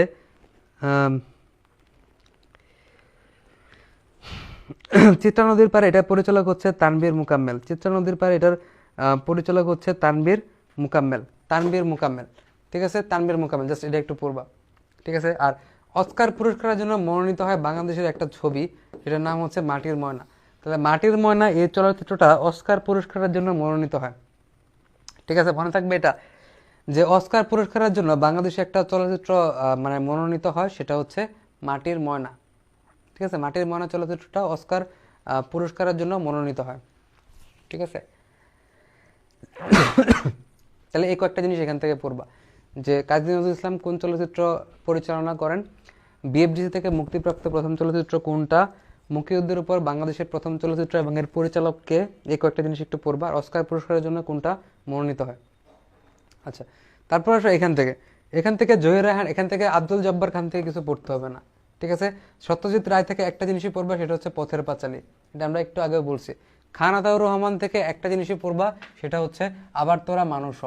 আবার তোরা মানুষ হ, এটার সাথে কার অবদান আছে? হ্যাঁ, এটা হচ্ছে খান আতাউর রহমান, খান আতাউর রহমান। হ্যাঁ, এখানে এই যে বিএফডিসি থেকে মুক্তিপ্রাপ্ত প্রথম চলচ্চিত্র কোনটা? জাগো হওয়া সাবেরা। চিত্রা নদীর পাড়ে চলচ্চিত্রের পরিচালক কোনটা? তানভীর মুকাম্মেল। আর অস্কার পুরস্কারের জন্য মনোনীত হয় কোনটা? অস্কার পুরস্কারের জন্য মনোনীত হয়, অস্কার পুরস্কারের জন্য মনোনীত হয় কোনটা? এটা হচ্ছে মাটির ময়না, তারেক মাসুদ এবং ক্যাথরিন মাসুদের মাটির ময়না। আর কাজী নজরুল ইসলাম পরিচালিত চলচ্চিত্রের নাম হচ্ছে দুপছা। আচ্ছা, ঠিক আছে, ওকে। সত্যজিৎ রায় থেকে একটা জিনিসই পড়বা, সেটা হচ্ছে পথের পাঁচালী। আর জহির রায়হান থেকে এগুলো আমরা আগেই পড়ছি, যেমন জীবন থেকে নেওয়া, জীবন থেকে নেওয়া, let there be light, stop genocide, তারপর হচ্ছে এ স্টেট ইজ বর্ন, ঠিক আছে। এগুলো সবগুলো হচ্ছে জহির রায়হানের। আর বাকি খান আতাউর রহমান থেকে একটা জিনিসই পড়বা, সেটা হচ্ছে আবার তোরা মানুষ হ। আবার তোরা মানুষ হ। হ্যাঁ, ইনফরমেশন তো অনেক কমাই দিচ্ছে, দেখো তোমাদের স্লাইড দেখে মনে করা দরকার নাই কি সবই পড়তে হবে, আমি তোমাকে অনেক কমাই দিচ্ছি, তাও যদি কষ্ট হয় তাহলে কি করার। তারপর দেখো, উপমহাদেশের প্রথম সংবাদপত্রের নাম কি? উপমহাদেশের প্রথম সংবাদপত্রের নাম হচ্ছে বেঙ্গল গেজেট, ঠিক আছে, বেঙ্গল গেজেট। উপমহাদেশের প্রথম সংবাদপত্রের নাম হচ্ছে বেঙ্গল গেজেট, ঠিক আছে, এটা পড়বা। আর উপমহাদেশে বাংলা ভাষার প্রথম সাময়িক পত্র কোনটা? ঠিক আছে, বাংলা ভাষার প্রথম সাময়িক পত্র হচ্ছে দিগদর্শন, একদম হুবহু আসবে এভাবে। আর আচ্ছা, এই দুইটা জিনিস পড়বা। আর প্রথম সাপ্তাহিক সংবাদপত্র মানে এগুলো তো ডেইলি তারা ছাপাইতো, কিন্তু একটা ছিল যেটা তারা সপ্তাহে একটা করে ছাপাইতো, এটা হচ্ছে সাপ্তাহিক সংবাদপত্র। সাপ্তাহিক সংবাদপত্র, সাপ্তাহিক সংবাদপত্র, ঠিক আছে, এটা হচ্ছে সমাচার দর্পণ, সমাচার দর্পণ। আর আরেকটা জিনিস পড়বা, এটা হচ্ছে কাজী নজরুল ইসলাম কর্তৃক সম্পাদিত পত্রিকার নাম কি? ধূমকেতু, লাঙ্গল এবং হচ্ছে দৈনিক নবযুগ, ঠিক আছে। তাহলে এখান থেকে মাত্র তিনটা জিনিস। উপমহাদেশ বা ইন্ডিয়ান সাবকন্টিনেন্টের প্রথম সংবাদপত্র কোনটা? আর ওটা তো বেঙ্গল গেজেট, যেটা ইংরেজি ভাষায় করা হয়েছিল, মানে প্রকাশ করা হয়েছিল। আর উপমহাদেশে বাংলা ভাষায় প্রথম কোনটা তারা করছে? এটা হচ্ছে দিগদর্শন, যেটা বাংলা ভাষায় প্রথম ছাপাইছে সাময়িক পত্র। আর বাংলা ভাষায় প্রথম একটা সাপ্তাহিক সংবাদপত্র তারা ছাপায় সপ্তাহে একটা, সেটা হচ্ছে সমাচার দর্পণ। আর কাজী নজরুল ইসলাম সম্পাদিত পত্রিকার নাম হচ্ছে ধূমকেতু, লাঙ্গল এবং হচ্ছে দৈনিক নবযুগ। ধূমকেতু, লাঙ্গল এবং হচ্ছে দৈনিক নবযুগ। আচ্ছা, তারপর এখান থেকে কি পড়বা? দেখো, সবুজ পত্রকার প্রমোদ চৌধুরী, আগেই বলছি, এই একটা জিনিস পড়বা। তারপর হচ্ছে এখানে দেখো, লাঙ্গল পত্রিকাটা কার সম্পাদনা করা? কাজী নজরুল ইসলাম, ঠিক আছে। আর ধূমকেতু, এটা কার? কাজী নজরুল ইসলাম। আর সাপ্তাহিক সওগাত, এটা একটু পড়ো, সাপ্তাহিক সওগাত, এটা হচ্ছে মোহাম্মদ নাসিরউদ্দিন। এই তিনটা জিনিস পড়লে হয়ে যাচ্ছে, এই তিনটা জিনিস, আর কিছু লাগবে না। প্রথম হচ্ছে সবুজপত্র, এটা কার? এটা হচ্ছে প্রমোদ চৌধুরীর। আর ধূমকেতু, এটার সম্পাদককে কাজী নজরুল ইসলাম। তারপর হচ্ছে লাঙ্গল, এটার সম্পাদককে কাজী নজরুল ইসলাম। আর সাপ্তাহিক সওগাত, এটা হচ্ছে মোহাম্মদ নাসিরউদ্দিন। সাপ্তাহিক সওগাত, এটা হচ্ছে মোহাম্মদ নাসিরউদ্দিন। আচ্ছা, দেখো, এশিয়াটিক সোসাইটি থেকে বাংলাপিডিয়া নামে একটা এনসাইক্লোপিডিয়া বের হয়। বাংলাপিডিয়া মাঝে মাঝে দেখবা, বাংলাপিডিয়াতে বাংলাদেশের গুরুত্বপূর্ণ কিছু তথ্য দেওয়া থাকে বাংলাপিডিয়াতে, যেমন বাংলাদেশের তোমার জেলা, বিভাগ, তারপরে বাংলাদেশের কোন এলাকার কত আয়তন, সীমানা কত, উপকূল কত, এগুলো গুরুত্বপূর্ণ তথ্য দেওয়া থাকে। তাহলে এশিয়াটিক সোসাইটি থেকে বাংলাপিডিয়া নামক একটা এনসাইক্লোপিডিয়া বের হয়। বাংলাপিডিয়া, এশিয়াটিক সোসাইটি থেকে একটা এনসাইক্লোপিডিয়া বের হয়, যেটাকে বলা হয় বাংলাপিডিয়া, বাংলাপিডিয়া। আচ্ছা, আর এখান থেকে কিছুই লাগবে না, খালি একটা জিনিস পড়বা, যে বাংলা একাডেমি কবে প্রতিষ্ঠিত হয়। একটা প্রশ্ন, এখান থেকে আর কিছুই পড়তে হবে না, জাস্ট একটা প্রশ্ন, যে বাংলা একাডেমি কবে প্রতিষ্ঠিত হয়। বাংলা একাডেমি কবে প্রতিষ্ঠিত হয়? 1955 সালে 3রা ডিসেম্বর। আর কিছুই লাগবে না, আর কিছুই লাগবে না। বাংলা একাডেমি কবে প্রতিষ্ঠিত হয়? 1955 সালে 3রা ডিসেম্বর বাংলা একাডেমি প্রতিষ্ঠিত হয়। আর কিছুই লাগবে না, 1955 সালে 3রা ডিসেম্বর। আচ্ছা, বারডেম, বারডেমটা একটা গুরুত্বপূর্ণ একটা প্রতিষ্ঠান, এটার পুনরূপটা পড়বা, Bangladesh institute of research and rehabilitation in diabetes, endocrine and metabolic disorder. Diabetes একটা মেটাবলিক ডিসঅর্ডার, তোমার মেটাবলিজম হয় না বা তোমার পরিপাক এবং শোষণের সমস্যা, সেক্ষেত্রে তোমার ডায়াবেটিস হইতে পারে, ঠিক আছে। তাহলে এই ডায়াবেটিসের চিকিৎসা করা হয় যে হসপিটালে, তার ভিতরে একটা হচ্ছে বারডেম, তাহলে বারডেম, এটা শাহবাগে, ঢাকার শাহবাগে। এটার প্রতিষ্ঠাতা হচ্ছে ডাক্তার মোহাম্মদ ইব্রাহিম, এটা একটু পড়বা। এবং এশিয়ার সব থেকে বড় ডায়াবেটিস হাসপাতাল, ঠিক আছে। তাহলে এশিয়ার সব থেকে বড় ডায়াবেটিস হাসপাতাল কোনটা? এটা হচ্ছে বারডেম। এশিয়ার সব থেকে বড় ডায়াবেটিস হাসপাতাল কোনটা? এটা হচ্ছে BIRDEM. Bangladesh institute of research and rehabilitation in diabetes, endocrine and metabolic disorder, ঠিক আছে, মেটাবলিক ডিসঅর্ডার। আর বাংলাদেশ পল্লী উন্নয়ন একাডেমি, বাংলাদেশ পল্লী উন্নয়ন একাডেমি, এটা হচ্ছে বার্ড, ঠিক আছে, BARD. Bangladesh BARD, Bangladesh Academy for Rural Development, BARD, বা বাংলাদেশ পল্লী উন্নয়ন Academy, Bangladesh Academy for Rural Development, BARD. এটা কোথায়? কুমিল্লার কোটবাড়িতে। এটা কোথায়? এটা হচ্ছে কুমিল্লার কোটবাড়িতে। Bangladesh Academy for Rural Development, BARD, এটা কোথায়? এটা হচ্ছে কুমিল্লার কোটবাড়িতে, কুমিল্লার কোটবাড়িতে, ঠিক আছে। এই কয়েকটা জিনিস এখান থেকে পড়বা। তারপর আসো বাংলাদেশ দান গবেষণা ইনস্টিটিউট, এটা তোমাকে পড়াইছি, প্রথম দিনই পড়াইছি, ব্রি। বাংলাদেশ দান গবেষণা ইনস্টিটিউট বা হচ্ছে ব্রি, এটা কোথায়? এটা হচ্ছে গাজীপুরে, জয়দেবপুরে, জাস্ট এতটুকু পড়লে হচ্ছে। বাংলাদেশ রাইস রিসার্চ ইনস্টিটিউট, এটা কোথায়? এটা হচ্ছে গাজীপুরের জয়দেবপুরে, ঠিক আছে, গাজীপুরের জয়দেবপুরে। আর ব্র্যাকের প্রতিষ্ঠাতাকে? ব্র্যাকের প্রতিষ্ঠাতা স্যার ফজলে হাসান আবেদ, ঠিক আছে, ব্র্যাক, ঠিক আছে, ব্র্যাকের ফুল মিনিংস কি? বাংলাদেশ রুরাল অ্যাডভান্সমেন্ট কমিটি, ঠিক আছে। ব্র্যাকের ফুল মিনিংসটা একটু পড়বা। Bangladesh rural advancement committee, Bangladesh rural advancement committee বা হচ্ছে ব্র্যাক, ঠিক আছে। এটা প্রতিষ্ঠাতাকে? এটা প্রতিষ্ঠাতা হচ্ছে স্যার ফজলে হাসান আবেদ, এবং এটা বিশ্বের সব থেকে বড় এনজিও প্রতিষ্ঠান। এনজিও মানে কি? নন গভর্নমেন্ট অর্গানাইজেশন, বা হচ্ছে বেসরকারি একটা সংস্থা। তাহলে ব্র্যাক হচ্ছে বিশ্বের সব থেকে বড় বা হচ্ছে সর্ববৃহৎ এনজিও প্রতিষ্ঠান, ঠিক আছে, বিশ্বের সর্ববৃহৎ এনজিও প্রতিষ্ঠান বা হচ্ছে বিশ্বের সব থেকে বড় এনজিও। তার প্রতিষ্ঠাতা হচ্ছে স্যার ফজলে হাসান আবেদ। শেষ, আর কিছুই লাগবে না এখান থেকে। দেখি আর কয়টা স্লাইড বাকি আছে, তো প্রায় শেষের দিকে চলে আসছি। হ্যাঁ, আর বেশি বাকি নাই। আচ্ছা, তারপর দেখো শিল্পকলা একাডেমি। শিল্পকলা একাডেমি থেকে আমার কিছুই পড়তে হবে না, শিল্পকলা একাডেমি থেকে। আর এটা দেখো, এটা একটু পড়বা, কৃষি গবেষণা ইনস্টিটিউট, ঠিক আছে, বাড়ি, কৃষি। তাহলে ব্রি এবং হচ্ছে বাড়ি দুইটাই অবস্থান করতেছে কোথায়? এটা আমরা আগেও পড়ছি, ঠিক আছে। এটা হচ্ছে গাজীপুরে, জয়দেবপুরে। বাড়ি, Bangladesh agricultural research institute, Bangladesh agricultural research institute, Bangladesh agricultural research institute বা হচ্ছে বাড়ি, এটা কোথায়? গাজীপুরের, জয়দেবপুরে।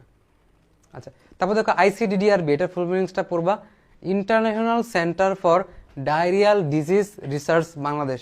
মানে এই একটা সেন্টার আছে যেটা হচ্ছে ঢাকার মহাখালীতে ICDDRB আছে, যেখানে মানে ডায়রিয়া, উদরাময়, কলেরা এইসব রোগ নিয়ে মানে হচ্ছে গবেষণা করা হয়। কারণ এই রোগগুলো খুবই নর্মালি গ্রামাঞ্চলে খুব বেশি দেখা যায়, যেখানে পানি দূষণ সব থেকে বেশি হয়, ওয়াটার পলিউশন হয়, ঠিক আছে। তাহলে এখান থেকে জাস্ট একটু কী কী জিনিস পড়বা, এখান থেকে পড়বা যে ICDDRB, এটার ফুল মিনিংস কি? International centre for diarrhoeal disease research Bangladesh, ICDDRB বা হচ্ছে আন্তর্জাতিক উদরাময় রোগ গবেষণা কেন্দ্র, ঠিক আছে। আর এখানে ICDDRBটা কোন জায়গায়? ঢাকার মহাখালীতে ICDDRB অবস্থান করতেছে। BKSP, বাংলাদেশ ক্রীড়া শিক্ষা প্রতিষ্ঠান। আর কিছু লাগবে না, BKSP থেকে কিছুই পড়তে হবে না। BKSPর ফুল মিনিংসটা পড়বা। BKSP ফুল মিনিংস হচ্ছে বাংলাদেশ ক্রীড়া শিক্ষা প্রতিষ্ঠান, জাস্ট এতটুকু জানলেই হচ্ছে। BKSPর ফুল মিনিংস হচ্ছে বাংলাদেশ ক্রীড়া শিক্ষা প্রতিষ্ঠান। স্পারসো নিয়ে তোমাকে পড়াইছি, SPARRSO, Space Research and Remote Sensing Organization বা হচ্ছে SPARRSO, Space Research and Remote Sensing Organization হচ্ছে স্পারসো। স্পারসো কোথায় অবস্থান করতেছে? স্পারসো অবস্থান করতেছে ঢাকার আগারগাঁওতে, ঠিক আছে। স্পারসো অবস্থান করতেছে কোথায়? স্পারসো অবস্থান করে ঢাকার আগারগাঁওতে। আর কিছু লাগবে না। এবং এটা হচ্ছে প্রতিরক্ষা মন্ত্রণালয়ের অধীনে, তোমাদেরকে পড়াইছি এটা, যে স্পারসো এটা কোন মন্ত্রণালয়ের অধীনে? প্রতিরক্ষা মন্ত্রণালয়ের অধীনে। আচ্ছা, আন্তর্জাতিক মাতৃভাষা ইনস্টিটিউট কোন জায়গায়? আন্তর্জাতিক মাতৃভাষা ইনস্টিটিউট হচ্ছে ঢাকার সেগুনবাগিচায়, ঠিক আছে। এই জিনিসটা পড়লে হয়ে যাবে, আর কিছু লাগবে না। যে আন্তর্জাতিক মাতৃভাষা ইনস্টিটিউট কোথায় অবস্থান করে? আন্তর্জাতিক মাতৃভাষা ইনস্টিটিউট কোথায় অবস্থান করে?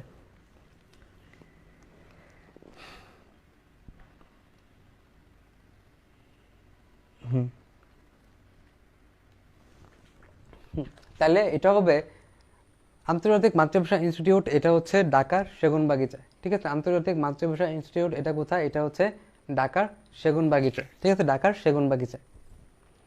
আচ্ছা, জিআই পণ্য নিয়ে আমি তোমাদের সাথে কথা বলছি। জিআই পণ্য যে জিওগ্রাফিক্যাল ইন্ডিকেশন বা হচ্ছে ভৌগোলিক নির্দেশক পণ্য। আর বর্তমান বাংলাদেশের জিআই পণ্য হচ্ছে 9টা, মানে মোট 9টা পণ্য বাংলাদেশে জিওগ্রাফিক্যাল ইন্ডিকেট করে বা হচ্ছে ভৌগোলিক নির্দেশন করে, যেগুলো তোমাদেরকে পড়াইছি। জাস্ট প্রথম 5টা তুমি একটু মনে রাখবা। সবার প্রথম হচ্ছে জামদানি, দ্বিতীয় হচ্ছে ইলিশ এবং তৃতীয় হচ্ছে খিরসাপাতি আম। ঠিক আছে, প্রথম হচ্ছে জামদানি, তারপর হচ্ছে ইলিশ, তারপর হচ্ছে খিরসাপাতি আম, তারপর হচ্ছে ঢাকায় মসলিন, তারপর হচ্ছে রাজশাহী সিল্ক। তাহলে বাংলাদেশের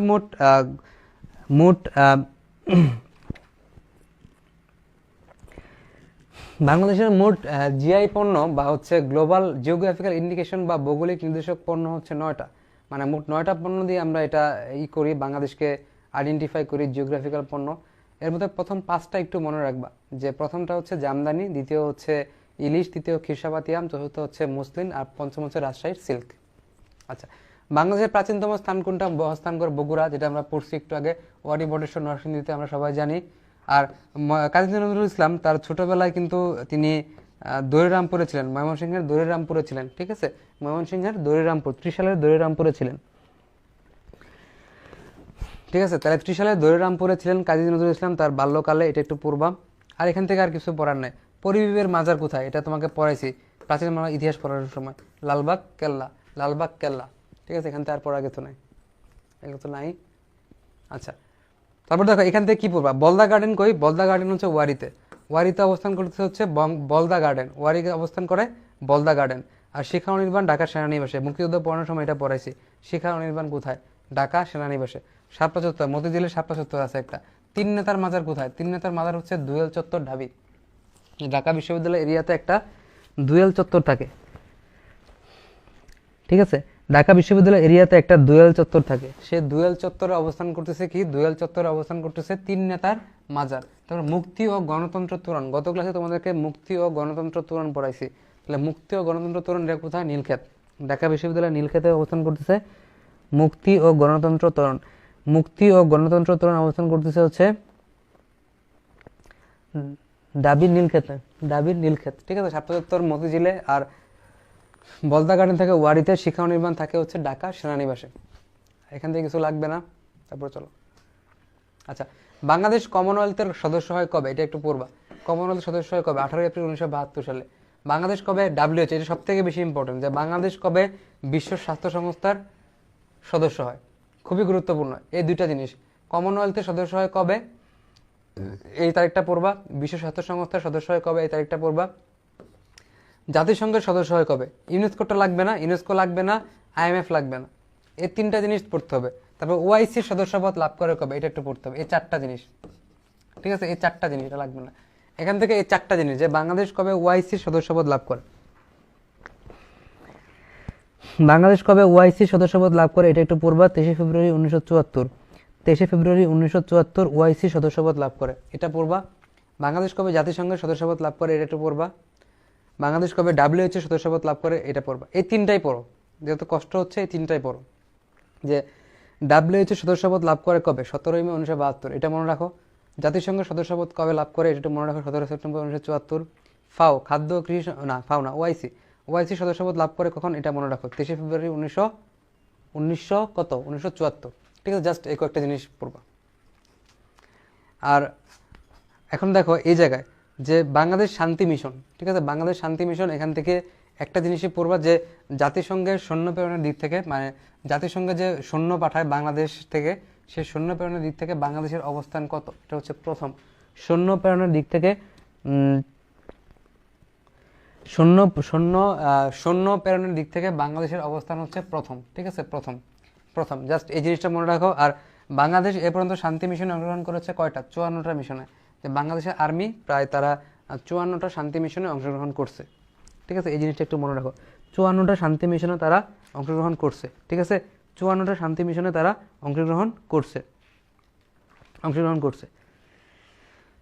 ঠিক আছে। আচ্ছা, তারপরে দেখো বাংলাদেশের সংবিধান থেকে আমাদের অল্প কিছু জিনিস পড়তে হবে সংবিধান থেকে। যেমন প্রথম হচ্ছে বাংলাদেশের সংবিধান কবে কার্যকর করা হয়? বাংলাদেশের সংবিধান কবে কার্যকর করা হয়? ঠিক আছে, বাংলাদেশ সংবিধান কবে কার্যকর করা হয়? এটা হচ্ছে 16 ডিসেম্বর 1972। 16 ডিসেম্বর 1972। তাহলে সবাই একটু এটা লিখে ফেলো, হ্যাঁ। 16 ডিসেম্বর 1972 বাংলাদেশের সংবিধান কার্যকর করা হয়। এটা খুবই গুরুত্বপূর্ণ একটা প্রশ্ন যে বাংলাদেশের সংবিধান কবে কার্যকর হয়। বাংলাদেশের সংবিধান কবে কার্যকর হয়? 16 ডিসেম্বর 1972 বাংলাদেশের সংবিধান কার্যকর হয়। আচ্ছা, বাংলাদেশের সংবিধানের মূলনীতি কয়টা? বাংলাদেশের সংবিধানের মূলনীতি হচ্ছে 4টা, ঠিক আছে। তাহলে বাংলাদেশের সংবিধানের মূলনীতি হচ্ছে 4টা: জাতীয়তাবাদ, সমাজতন্ত্র, গণতন্ত্র আর হচ্ছে ধর্মনিরপেক্ষতা। ঠিক আছে, নামগুলা মনে রাখতে পারলে সমস্যা নাই, বাট মূলনীতি 4টা, এটা মনে রাখো, ঠিক আছে। বাংলাদেশের সংবিধানের মূলনীতি কয়টা? বাংলাদেশ সংবিধানের রাষ্ট্র পরিচালনার মূলনীতি হচ্ছে 4টা। সংবিধানের রাষ্ট্র পরিচালনার মূলনীতি, রাষ্ট্র পরিচালনার মূলনীতি কয়টা? রাষ্ট্র পরিচালনার মূলনীতি হচ্ছে 4টা। আর আমাদের যে সংবিধানটা আছে, এই সংবিধানের তোমার হচ্ছে অধ্যায় বা ভাগ আছে কয়টা? সংবিধানের অধ্যায় বা ভাগ, সংবিধানের অধ্যায় বা ভাগ আছে কয়টা? অধ্যায় বা ভাগ আছে হচ্ছে 11টা। সংবিধানের অধ্যায় বা ভাগ আছে কয়টা? অধ্যায় বা ভাগ আছে হচ্ছে 11টা। সংবিধানের অধ্যায় বা ভাগ আছে কয়টা? এটা হচ্ছে 11টা। আর সংবিধানের অনুচ্ছেদ আছে কয়টা? সংবিধানের অনুচ্ছেদ আছে 153টা, ঠিক আছে। সংবিধানের অনুচ্ছেদ আছে কয়টা? অনুচ্ছেদ আছে 153টা। এবং মোট কতবার সংশোধন করা হয়েছে এখনো পর্যন্ত সংবিধান? এটা হচ্ছে 17 বার, ঠিক আছে, 17 বার। মোট 17 বার সংশোধন করা হয়েছে, মানে সংশোধনী আছে মোট 17টা, ঠিক আছে। আচ্ছা, তারপরে আমাদের কয়েকটা জিনিস আমাকে একটু পড়তে হবে এখানে। দেখো, আমাদের জাতীয় 4টা মূলনীতি কি? ধর্মনিরপেক্ষতা, গণতন্ত্র, সমাজতন্ত্র আর হচ্ছে বাঙালি জাতীয়তাবাদ। যে 4টা মূলনীতি, ঠিক আছে, কি কি? যে গণতন্ত্র, সমাজতন্ত্র, তারপর হচ্ছে জাতীয়তাবাদ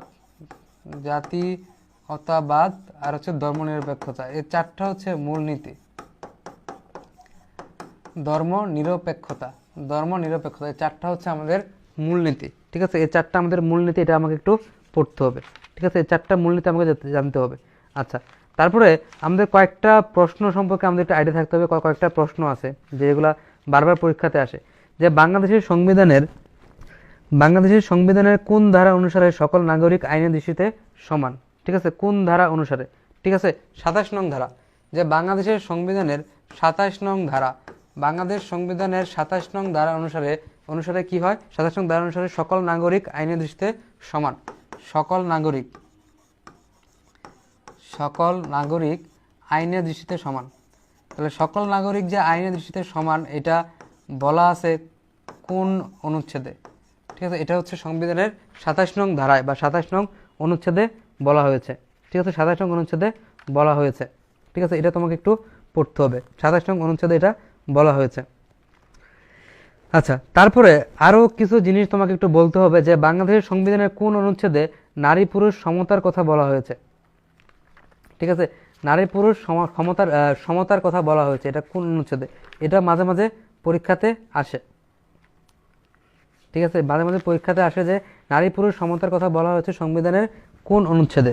ঠিক আছে, কোন অনুচ্ছেদে নারী পুরুষ সমতা নিশ্চিত করা হয়েছে? ঠিক আছে, এটা তোমাকে একটু পড়তে হবে। এটা হচ্ছে সংবিধানের 28-2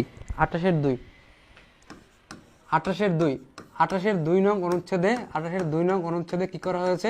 যে নারী পুরুষ সমতার কথা বলা হয়েছে, ঠিক আছে। নারী পুরুষ সমতার কথা বলা হয়েছে 28-2 নং অনুচ্ছেদে, নারী পুরুষ সমতা নিশ্চিত করার কথা বলা হয়েছে, ঠিক আছে। এটা একটু পড়তে হবে তোমাকে, এই জিনিসটা তোমাকে একটু পড়তে হবে। আচ্ছা, তারপর তোমাকে আর বাকি জিনিস তো পড়াইছি, যে প্রধানমন্ত্রী হওয়ার জন্য ন্যূনতম কত বছর লাগবে? ন্যূনতম তোমার লাগবে হচ্ছে 25 বছর, আর রাষ্ট্রপতি হওয়ার জন্য লাগবে তোমার হচ্ছে 35 বছর, ঠিক আছে। এই কয়েকটা জিনিস তোমাকে বলছি। আর তুমি এটা জানো যে বাংলাদেশের সংবিধানের রক্ষককে?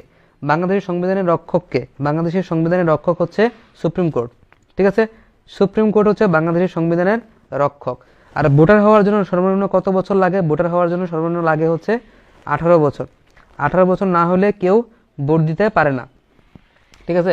18 বছর না হলে কেউ ভোট দিতে পারে না, ঠিক আছে। এই জিনিসটা তোমাকে পড়তে হবে, ঠিক আছে। এই কয়েকটা জিনিস, তাহলে এখান থেকে এই কয়েকটা জিনিস তোমাকে একটু পড়তে হবে, ঠিক আছে। এই কয়েকটা জিনিস পড়লেই মোটামুটি তুমি পরীক্ষায় প্রশ্ন কমন পাবে, ঠিক আছে।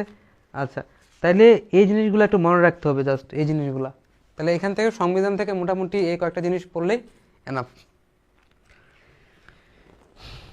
ওকে, আর সংবিধান থেকে আর তেমন গুরুত্বপূর্ণ জিনিস নাই আসলে, এই কয়েকটা জিনিস পড়ো আপাতত, তাইলে মোটামুটি আমাদের হয়ে যাবে।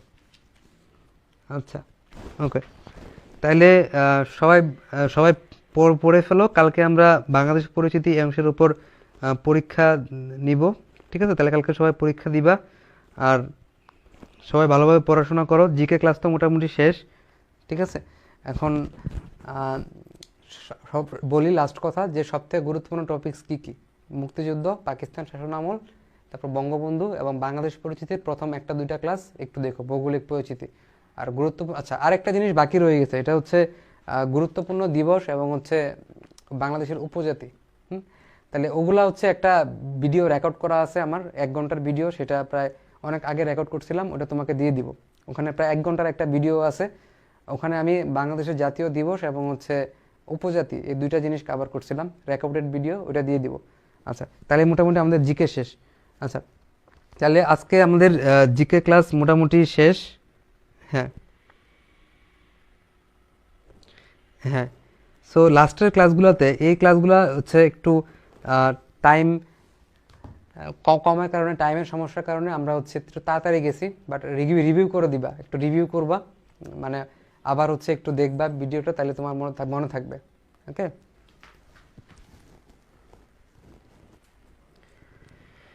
হ্যাঁ, ঠিক আছে, তাইলে সবাই একটু ভালোভাবে পড়াশোনা করো, আর হচ্ছে পরীক্ষা দিও সামনে ভালো করে। জিকের জন্য যা যা পড়াইছি এটাই এনাফ, এতটুকু পড়লে মোটামুটি হয়ে যাবে। এরপর বিসিএস, মেডিকেল, ডেন্টালের প্রশ্নগুলো সলভ করবা, ডিইউ, তাহলে মোটামুটি হবে। ওকে, তাহলে সবাই ভালো থাকো, সুস্থ থাকো। ওকে, ঠিক আছে।